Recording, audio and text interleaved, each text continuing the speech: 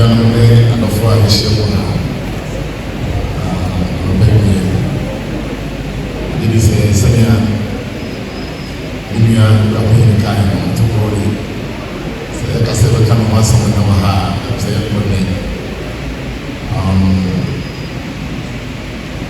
so Otoobour were more of a separate and a pass. Men are out to our experience.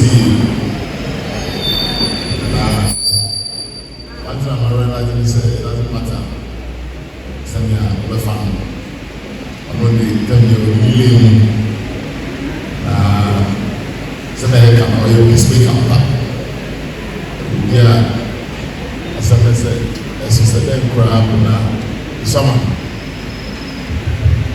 Or we are or the solving in some degree.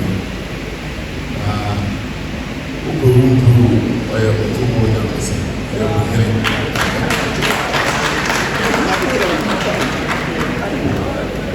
Otoobour Djan Kwasi what do you bring? Says it very well to us.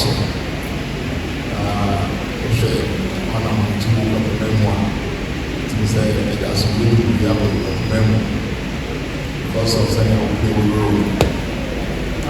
become a grandpa. It is a Baba in a house. One Oka, they are more fast than Oka, a home. The workers in the mission on Tumpanum, on my own check. Nicha, you Fatu, Panawa, and person. And say, I am full.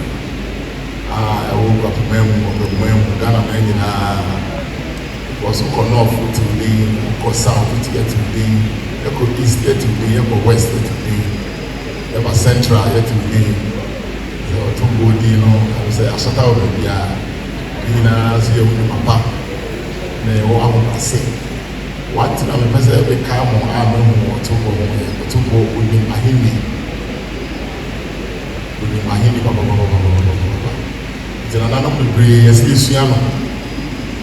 Or baby, I would do if I'm full respect, and I will papa. But the people way on one home. The beer is so needed, or did you need man or the man? I had about one, I didn't you want papa, everything. Otoobour Djan Kwasi as I would twice, and then this one. Why you do this at anyway? Sleep, papa. Because I knew away. Baby, I would be the epic when I would be the if you are sick. Only the baby of war, send out baby. Or to the mouse was war, I was sending out baby. Would be the penny was war, sending out baby. Otoobour Djan Kwasi, and now we will 35 years. We someone is somehow, and what day in Yam, the beer will be no favor, no home, and for what mine, I don't mind. I can kill what mine, and so I come home. Akwamuhene, I'm